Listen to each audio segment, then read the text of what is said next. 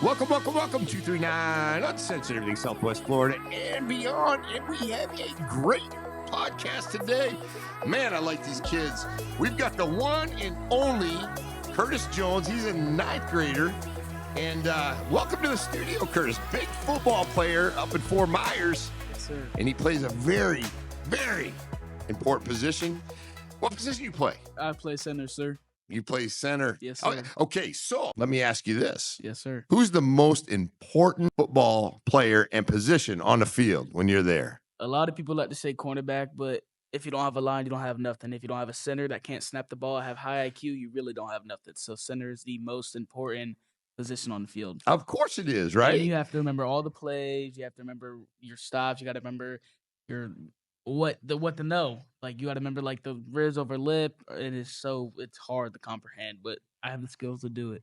And you got some football terminology, right? You Yes, got sir. to know a lot. So Yes, sir. a center just doesn't go up and just snap the ball and go hit the guy in front of him, right? There's a Yes, lot sir. to There's it, a lot. right? There's way- Yeah. So let's talk a little bit about how you got involved in football. From my understanding, you were, believe it or not, you're about 270 Yes, sir. right now, and you're a Yes. freshman, Yes, sir. and you got wheels, Yes, sir. right? Yes, sir. So, and I heard that you were born prematurely. Yes, sir. As how much did you weigh? Do you remember how much you weighed? Do you remember? Do you remember how much you weighed? I was born November 8th, 2009. I weighed approximately about 2 pounds and 11 ounces. Wow. I was very small. Yeah. Yes, sir. When did you start seeing that you were growing, and when did you start liking football? That's the key. I started seeing I was growing, like, love for football around after 10U. When I hit 12U and I went to a different organization. Okay. And I felt like I knew where I wanted to be. I knew what position I was definitely good at, and I knew what position I needed to study. And it felt really good. Like, Yes. honestly, 12U is what made me love football. Yeah. So that's young, right? Yeah. When do you remember the first time you had a football in your hand? I'm gonna say I was about 4 years old. Yeah. Honestly. Yeah.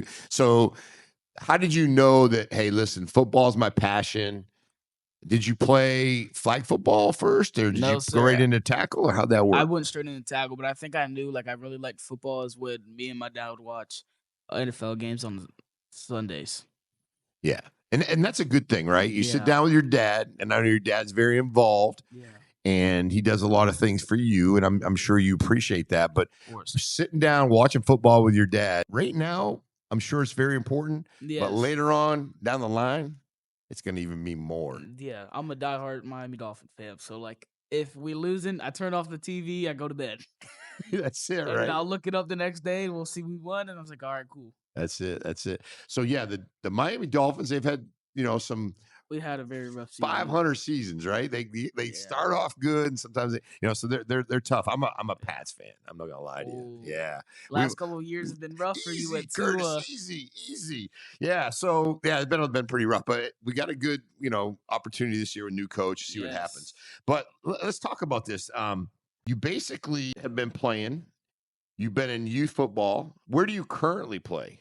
I play at South Fort Myers High School, sir. South Fort Myers High School, and you're on the freshman team. I was on a JV and Varsity team. Oh, wow. Yes, sir. Okay. So what's it like playing with some older kids? Do they kind of sometimes try to think that you can't hang?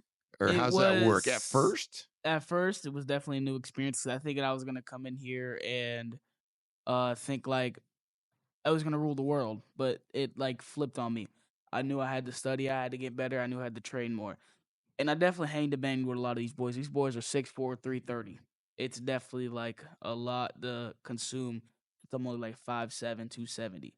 But I still can get the ball off. I still can hold my block, and it's still perfect for me. Now, how do you feel when these guys talk a little trash around you? Does that kind of like motivate you more? It sets fire in me, and after I have a great play, I'll talk trash back. You talk a little bit. Yeah. Why do you talk trash back? Now, I know there's a reason for that, right? What's the trash? It's my competitiveness. Yeah. I have a very big competitiveness. I am very coachable, but if I am not like underestimated or like underlooked, I get very mad at myself. I'll train harder. I'll do anything to get me more look and more seen. But it's very hard to, since I'm only 5'7", 270. If I was 6'1", 6'2", I think I'd be very looked. But you're going to get there. It's okay. 100%. And guess 100%. what?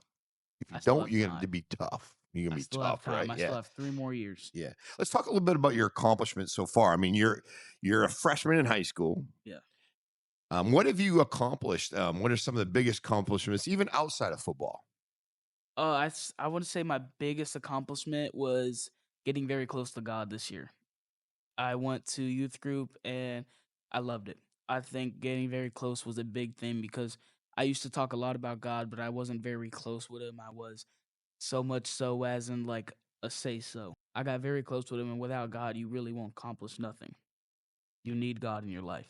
Yeah, amen. That's true, right? Yes, sir. And you gotta like use that power that God gives you for the right and channel it to the right reasons, right? Yes, sir. Of I mean, course. we do see some people that are out there and saying, God's this, but you got to live it, You right?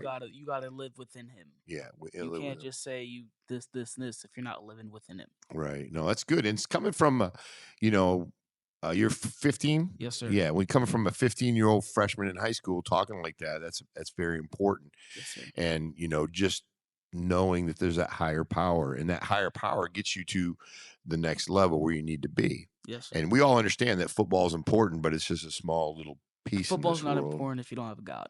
No, that's true. Absolutely. And God's a big important thing in my life. It got so much so to where I'm getting baptized May 18th. Oh, congratulations. That's amazing. That's Thank you. good.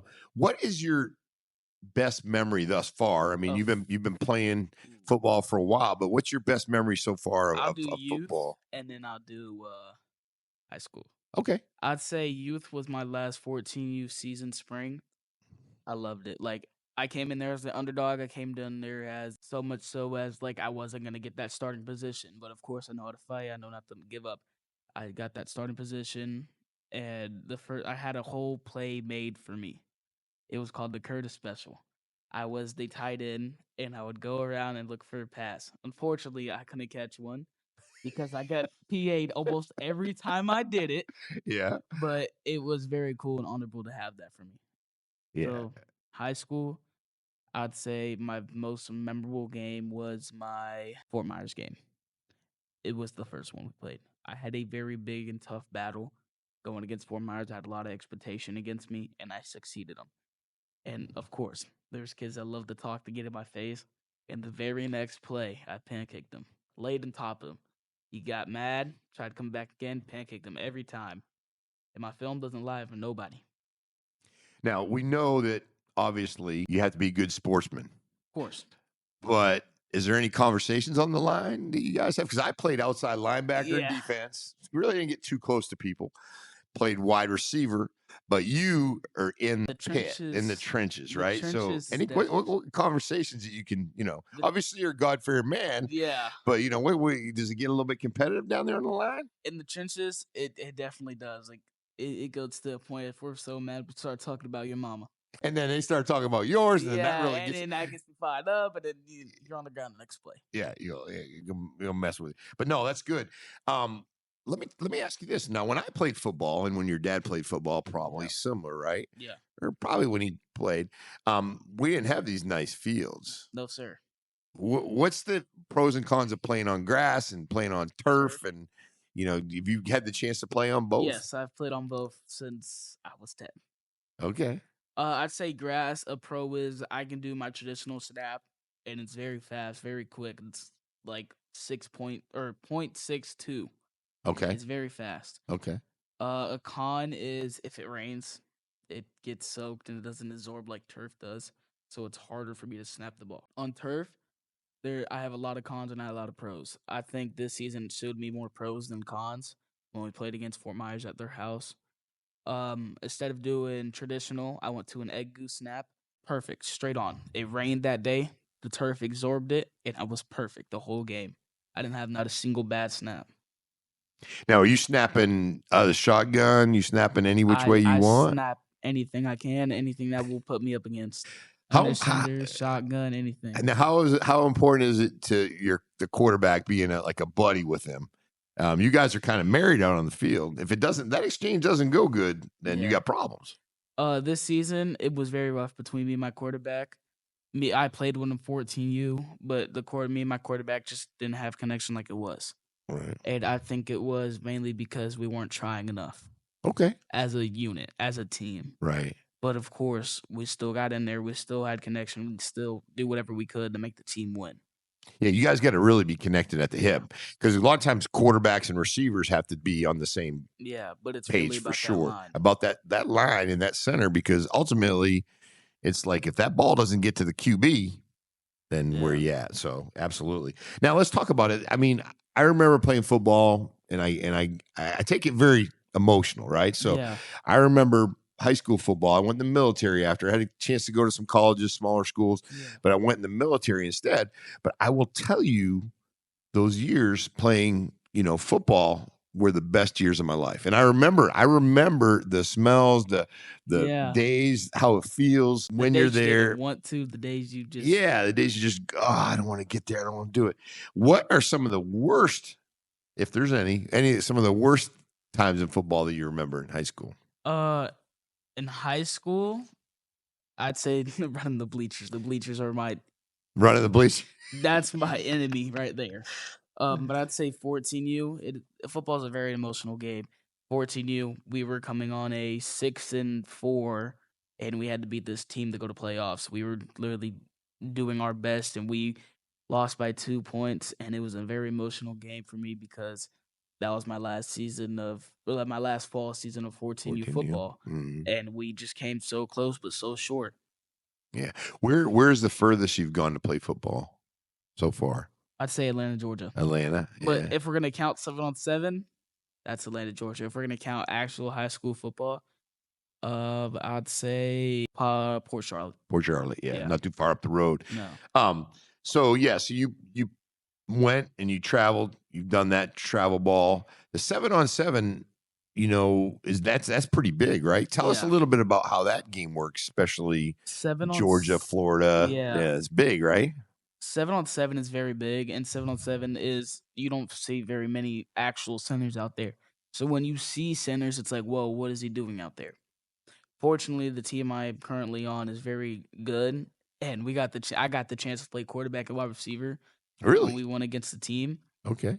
I had a very great ball. I went 1 for 2, and then I just couldn't get a pass open, but I still round them up. My snaps, I've only had 1 miscommunication. My snaps have been perfect. I've done over 500 snaps. Wow. Yeah, because here's the problem. When you're the center and you're the field goal kicker, Yeah. you make a mistake, everybody knows it. Yeah. Right. So it's not like you can hide out there, One mistake defines you for anything. They can't see the 1,000 accomplishments that you did, but they see the 1 mistake and you're trash. Yeah, and that brings me to the next question. We talked kind of jokingly a little bit about it at first, but why is the center so important? I mean, for the person who's watching this right now that just maybe doesn't understand, they think, just a big lineman, he's just a big guy. Yeah. Why is it so important versus the guard, the tackle, the tight ends, even the quarterback? Why is the center so important? The center is the most physical and most brain hurting you could ever meet. The center is also the shortest on the line. But as soon as I get under the pads, you're done. You're gone. You're going on the floor. You might have a play where you beat me or two, but I'm gonna come back even harder and fight harder than you ever would. A center, you have to have great IQ. You have to know when to chip off a block, go get a middle linebacker, or if you see that gap opening up, come and make it bigger. My biggest thing about me is I make huge gaps for my running backs or my quarterback. And I want to have a great line that also helps me. I think that's the biggest thing I've witnessed in football right now is I don't have a line that helps me. I feel like I'm a one-man army, and you can't do that with 11 players 5-6 players on a D tackle line. So I mean, honestly, centers have to be able to be mentally strong too, not just physically, mentally. What do you mean you got to be strong? You go up there, you turn around, you snap the ball. Tell us what do you got to be? What do you have to look for when you break the huddle? I have to look. And you turn back. What are you looking at? I'm looking at the mic. I'm looking at the weak side. I'm looking at the strong side. I got to call where my line needs to shift down to where we need to go and block. The center is. Tell us what the mic is. Middle linebacker. Middle linebackers, okay. Outside linebackers. It could really just be any linebacker I have to call. You call it out. You strong side, weak side, whatever you got to do. Yeah, you call it out. Because a lot of people don't really get it, right? So I coached a little baseball, coached a lot of football.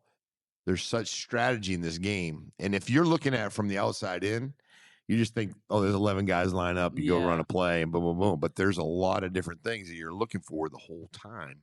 When you break that huddle, you come up and you see where everybody's lined up. It's important. I think the biggest thing in a center is that he has to be able to move. He has to be able to have footwork. If you don't have footwork, then you cannot be a center. And I go to running back camp so I can get my footwork. I train on my own. You gotta have footwork. Without footwork, you will be nothing. Yeah, and you're a big kid for your age, so we know that it can go south quick, right? So you know that you have to stick with it. Like right now is when you need to be working on your feet because that's what's going to get you to where you're at. There's literally football coaches that will go and just watch the kid how he moves his feet and doesn't really care about the talent they have, doesn't care about what they can do at that point. But how quick they can move with their feet is what tells them whether or not they're going to be able to play in the game. Yes, sir. Yeah, so it's very important. I think the biggest thing in like football nowadays is everybody thinks they're a one-man army and they're not a team. If you see these big teams in Lee County, Port Charlotte, Naples, Dunbar, Fort Myers, they're all one team, one unit. You need to be one team, one unit. If you're not one team, one unit, you will be nothing. You will not accomplish nothing. No, that's true. That's true. What they all say all the time, there's no I in team. I'm sure you've heard that from every coach, every parent. Yeah, right? you've got to be coachable. Yeah, you got to be coachable. College coaches look at that. Yeah, and think about that too, because let me, tell you, and I'm sure you've experienced. You got a right tackle, a right guard, left guard, tackle, and somebody blows an assignment. Tell me how you're going to handle that. I go to him and I just tell him to keep his head up next play. That's really all it is. Perfect. You just look the next play. You can't discriminate somebody if they mess up one play. Everybody makes mistakes. You just got to be able to learn from your mistakes. Yeah, because especially out on the field, right? Because you get somebody down and you give them a little bit of a, hey, I mean, once in a while you'd be like, hey, help me out here. And I think the biggest team about playing football, like my high school experience, is that we were always talking bad about each other. We weren't always lifting each other up, telling them the next play. Yeah, and you need to have that even as a freshman. Yeah, you need to show leadership above and beyond your year. So because as a freshman, you're kind of being, people are looking at you like, hey, he's just a younger kid, but show that throughout. And then when you get to certain levels, I watch some NFL players, they come into the league. Yeah.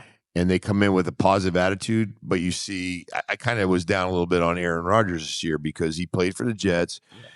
He had a couple bad games. The team had a couple bad games, and his leadership went out the window, right out the window. Really totally ruined me on him because ultimately it's a team game. It's not about you.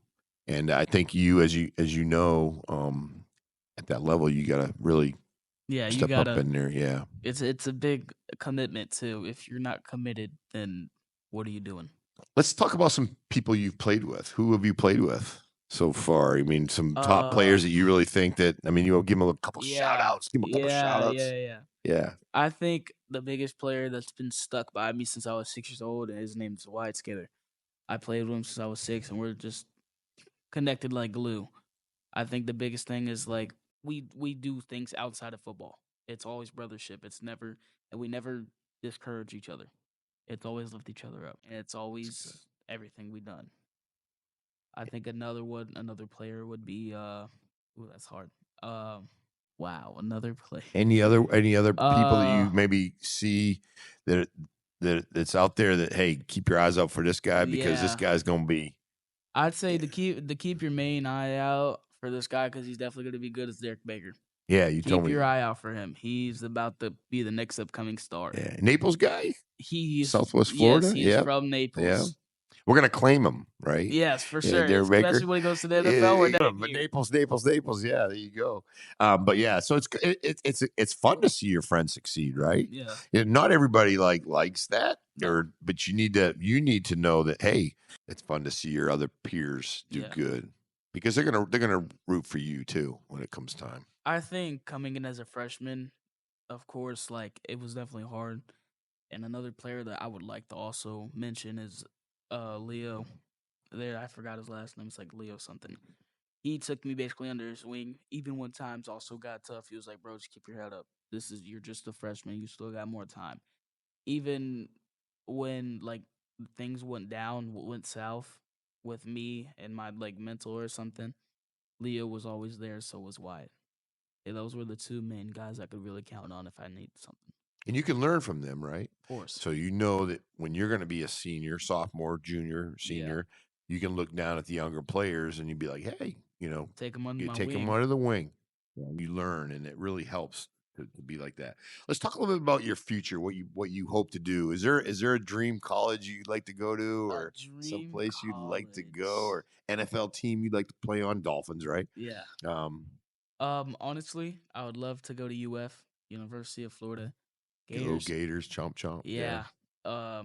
That's my dream school. If we had to say NFL, really just any team that would be willing to give me an opportunity.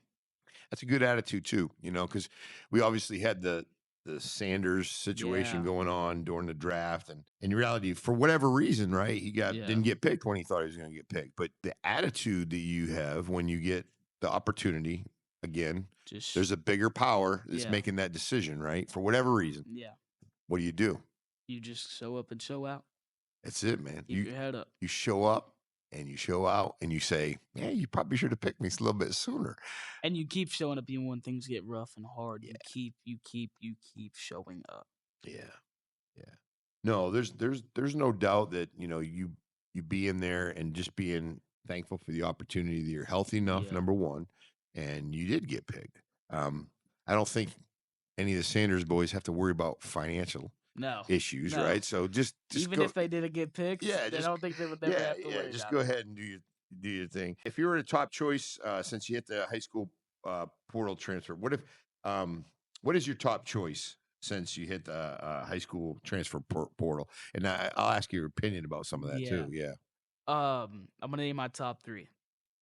They're gonna be out of order. It's not gonna be just 1, 2, 3. It's just whatever the order in. Right now, it's looking Cypress, Dunbar, and SFCA. Mm-hmm.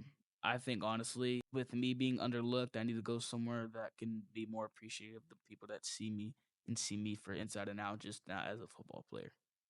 I think I would want a coach that knows how to mentor me and knows how to understand that people make mistakes. If you don't make a mistake, then what are you doing? What's your opinion on, kids getting the opportunity to go to whatever high school they want to go to, or would you like that, or? I think honestly, I think I like it.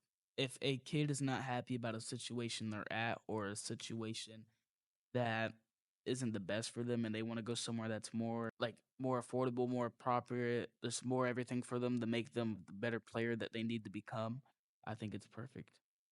Yeah, I do like that because there are programs that are so strong. Like at Naples High School, Coach Kramer, when he was a coach at Naples High, and then current situation at Naples High is very good. The kids like the coach.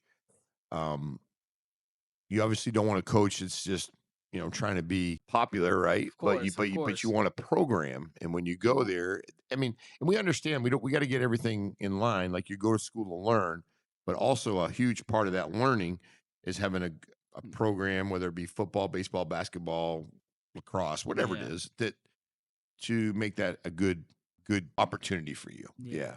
And opportunity is everything. As soon as you get your shot, you got to show up and show out. One opportunity could lead to a million of them. Mm-hmm. I mean, semi-pro, pro, anything that just learns into an opportunity is great for you, no matter what you do, no matter where it's at. Kurtis, you're young. Yes, sir. And let me kind of just tell you too, and you kind of hit it on the head. If anybody, no matter what it is, gives you an opportunity to do something, you do the best you can on every opportunity that you get the opportunity for. Does that make sense? Yes, sir. So basically, wherever your God has put you, or wherever you believe, wherever you're placed, you do the best you can. Now, is it always the most comfortable and the funnest? Maybe not. But wherever you're at, that's what you do. Just like work for the rest of your life, whether you're going to be playing football in the NFL, you're going to be playing college, wherever you're at, no matter what you do for a job, it's very important. Yes, sir. The janitor who goes and helps out and picks up the carton and takes the garbage out every day is extremely important. Yes, sir. Whatever position you have, whatever opportunity you have, take the best route and road to do the best you can in that position. I think that's crucial. Yes, sir. Of You course. know, yeah, and It's always crucial if you get an opportunity, take it within that mile. I mean, is it always going to be rosy? Is it always going to Of be course not. the funnest thing? God's put you on a path and a plan where it's gonna be speed bumps. It's gonna be where you fall, but you gotta climb yourself back up. Yeah. And I think that's the biggest thing people don't see. They get into that fall, they get into the speed bump, and they're like, "Oh, all right, I'm done." You got to be able to climb yourself back up, and with the Lord, you will be able to climb yourself back up. Yeah, man, I like that. Now, let's talk about NFL players. A little bit of Ooh. football. If you could meet an NFL player, I can meet one. if you could meet an NFL player, which I'm sure you have, we're going to actually have Albert Bentley tomorrow in our studio, Wow. who played for the Colts, played for University of Miami, Mockley High School. Yeah. Happen to know him. He yeah. lives up in Fort Myers, but he's going to be here. But if you had an opportunity to meet an NFL player, who would it be? If I had an opportunity to meet an NFL player, I think I'd meet Jason Kelce. Nah, I knew it was going to be that. I studied Jason Kelce a lot on his footwork and the way he moved his hands and the way he would just do anything. I feel like I want to become a Jason Kelce, and like if I get to an NFL, I want to be just get an opportunity to become him because he was a greatest center of all time. Yeah, and I think how he carries himself off the field too. I Yeah. think kids look up to him, or people look up to him in general. He doesn't take life too serious. And then obviously he's got a brother that plays in the NFL. I'm not sure what team he plays on, but he's got a girlfriend. I get on the Chiefs a little bit because one of my best friends, a Chiefs fan, drives me crazy. But so Travis Kelce, and then Jason, obviously, and he plays your position, so when you watch him, you can learn, right? And you can see how he carries himself. That was the biggest thing. Like I've had ever since I've been in high school is film. I've always watched a lot of film. Film is the big thing that you need to watch. Because if you don't study film, then you're just gonna go out there and do whatever. Not gonna know what to do. No game plan. You need to study film. And I think that's the biggest thing high schools don't do. Yeah, and it's different than it used to be. Now you can go on there and you can get reels and you can get all stuff. Well, believe it or not, when I used to watch film, we actually had a projector. And actually, film used to. You've seen it probably on TV, right? Yeah, actually, we used to watch film, and when I was playing youth, and at the organization I was at, we had one of those. Did you really? Yeah. And if we were losing at halftime, we would see what we needed to do better on. Yeah, no, that's great. That's great. Let's talk a little bit about college. Do you like college football better than NFL, or would? Yes, I feel like college football is more intense. Who are you looking at in college? Who do you really like, or who would you like? Player or player, coach, a team. I really like UF. UF has a great establishment, but so does UCLA.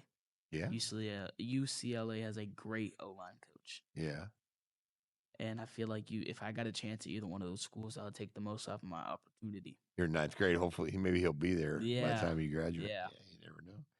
Any particular player in college you like? What is the Oregon center's name? I can't remember off the top of my head. I like him at center. He's very nice. Yeah, no, that's good. A couple more questions. Just I'd like to pick your brain a little bit, but what? Going in, how do you juggle between your grades, your school, your football, your, religion, church, things like, how do you juggle all that? I mean, I think your dad's very supportive of you. Yeah. He probably puts all kinds of miles on his car to take you to and from practice because you're not driving yet, right? I actually have a permit. Oh, good. Okay. All right. So how do you juggle all that? And you got to throw girls in there every now and then. Yeah. At first it was very hard. Juggling between a girlfriend, football, school, going to work. It was just very hard. I think the biggest thing you need is time management. If you don't have time management, you don't set out your plans, then what does your time management look like? You do it on your phone, or how do you do it? You just kind of get it locked in? I just get it locked in, honestly. What time do you get up for school? Around 4:30. What? 4:30? That's I'm an old guy. I get up at 4:30. Yeah. Yeah, 4:30. You get up at 4. What do you do? Let's talk a little bit about your routine, about how you keep yourself in shape. I'll wake up, I'll get dressed, and after I shower, I get dressed. Then I look to see what time it is, where my bus is at, and then I walk to the bus stop. Okay. After I wake up my mom for my little sister to go to school. Yeah. Do you have like any ropes courses out behind your house? Tell me a little bit about your dad and how he gets involved with your football. My dad was very big with me as we were going into my 6U as a tiny mate. My dad started his brand OT Media, and it was mainly for me to get me just out there, just put videos out there. He started off on his phone. He had an iPhone like 9, 11, whatever he used. And Zip phone razor. yeah, he got in very big into like Sony's, Canons, and right now he's just at the top of his game. Right now he's definitely like improved since the good guy to go to. September like 27, 2017. That's awesome. Yeah, that's awesome. So, and your dad, and then obviously he keeps an eye on you, make sure you go in the right directions. Obviously, he's making sure you're doing the right things, which is very important. Are some kids that you've seen that you've played football with, do you think there's some of them are a little bit less fortunate than you? Or are they all pretty? Yes, they all got pretty supportive parents.